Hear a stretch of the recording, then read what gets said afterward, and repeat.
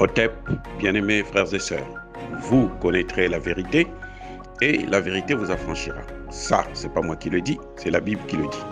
Mais moi, je vous dis mieux. Vous connaîtrez la vérité historique, notamment celle de vos ancêtres kémites, et vous aurez une vision globale de ce que c'est que la vraie souveraineté politique. J'ajoute, vous reviendrez à la spiritualité africaine ancestrale et vous comprendrez les enjeux de l'indépendance économique. Et pour terminer, vous accepterez votre identité culturelle kémite et vous obtiendrez deux choses. La première, c'est la paix. La seconde, c'est le développement, à une condition. L'unité de toute l'Afrique noire, l'unité de tous les Noirs du monde entier.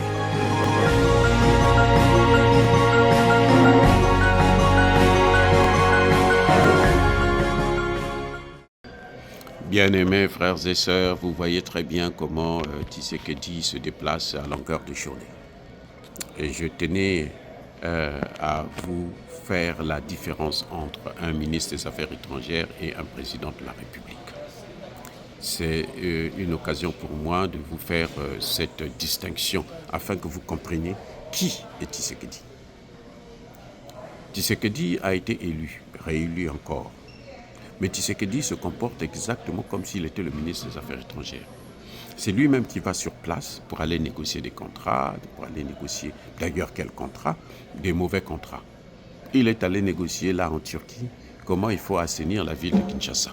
Alors qu'aujourd'hui, la priorité, c'est équiper l'armée, mobiliser tous les Congolais et puis faire la guerre. Mais lui, il préfère aller discuter assainissement.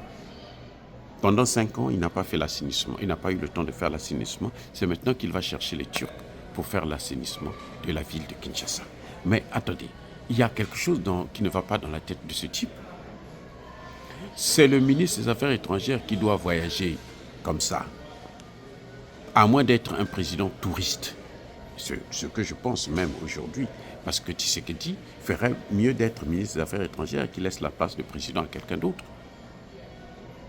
Le président doit poser ses fesses dans son pays pour commander, pour diriger, pour organiser, pour visiter, pour comprendre, pour connaître ces populations. Tshisekedi ne connaît même pas les Congolais. Il y a plein d'infiltrés dans la classe politique, dans l'armée congolaise. C'est pour ça que les Rwandais continuent à danser avec les Ougandais et autres. Et lui, il est là, il va en Turquie, il va en ceci. Mais comment ça peut même motiver les gens qui veulent t'aider à régler le problème si toi-même tu n'es pas motivé? Comment peut-on expliquer que Tshisekedi sait que c'est Bruxelles qui est à l'origine de tous les malheurs du Congo? Bruxelles, ce sont eux qui sont à l'origine de tous les malheurs du Congo. Il est réélu, son premier voyage à l'étranger, c'est où? C'est Bruxelles, à l'Union européenne. Aller pleurnicher, faire exprès, parce qu'il ne pleurniche pas, il connaît la solution. La solution, c'est la solution que le peuple lui donne, c'est-à-dire faire chasser les Français qui sont là, les mercenaires français, et faire venir les Russes. Faire venir les instructeurs russes, comme on l'a fait au Centrafrique, au Mali, au Burkina Faso et au Niger. C'est ça que le peuple demande. Mais Tshisekedi s'arrange à éviter de rencontrer même Poutine, même de parler avec lui. On n'a jamais entendu que non, le président Poutine a parlé avec le président Tshisekedi. Ce sont les Français et les Américains qui lui ont interdit de le faire. Mais ce sont les mêmes Américains et Français qui sont en train d'occuper le Congo parce qu'ils veulent le balkaniser comme ils ont fait avec le Soudan. Donc, vous voyez, M. Tshisekedi, c'est un aventurier, c'est un touriste. La seule chose qu'il aime, c'est voyager. Or, ce qu'il fait là, le travail que Tshisekedi est en train de faire en ce net moment, c'est ce que devrait faire, en fait, le ministre des Affaires étrangères. C'est-à-dire voyager pour aller préparer justement la signature des accords. Le président, il vient seulement pour signer, pas pour négocier. Et le président ne vient vient pas pour négocier. Ça, c'est le ministre des Affaires étrangères qui le fait. Et il a même interdit, si je vois bien, son ministre des Affaires étrangères, son ministre de la Défense, de faire, ne serait-ce que faire un tour en Russie. Mais si les Occidentaux t'ont interdit d'aller en Russie, mais passe par d'autres pays qui vont acheter des armes en Russie et puis te les envoyer. Mobilise ton armée. Il augmente. Les députés gagnent 21 000 dollars américains.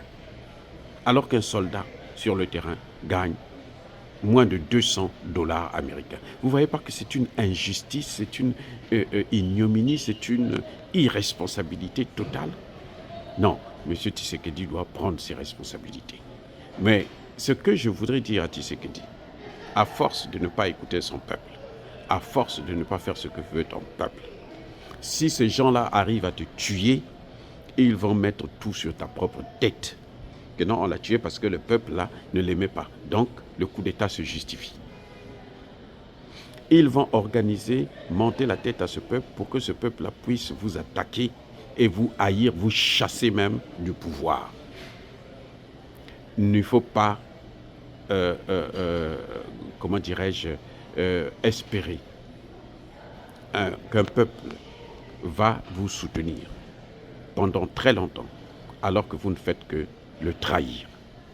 Tshisekedi est le premier traître de son pays, du Congo, parce qu'il ne veut pas prendre les décisions qui s'imposent, faire le nettoyage dans l'armée et dans la classe politique, y compris des ministres qui sont corrompus, qui travaillent pour le Rwanda et pour les puissances occidentales, y compris des ministres qui ont des maisons à Bruxelles, en France, aux États-Unis, un peu partout, qui sont multimilliardaires.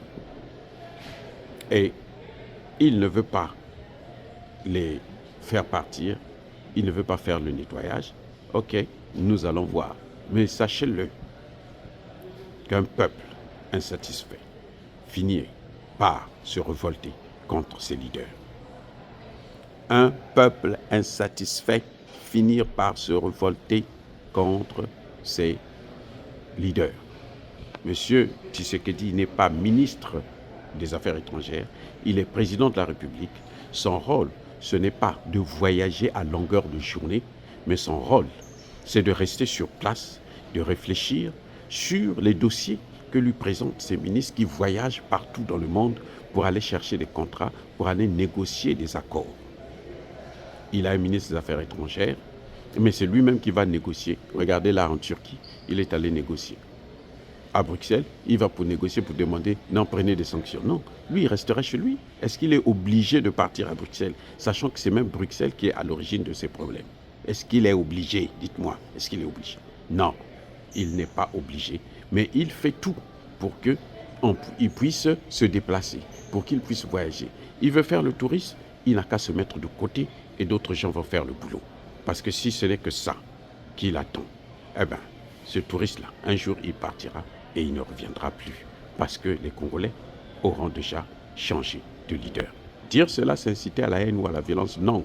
Il y a Bakole Hervé, il y a Malem. Encore une fois de plus, bien-aimés frères et sœurs, soyez bénis, abondamment bénis par le Dieu de Kémit et par nos ancêtres angélisés. Vive l'Afrique éternelle, je dis et j'assume.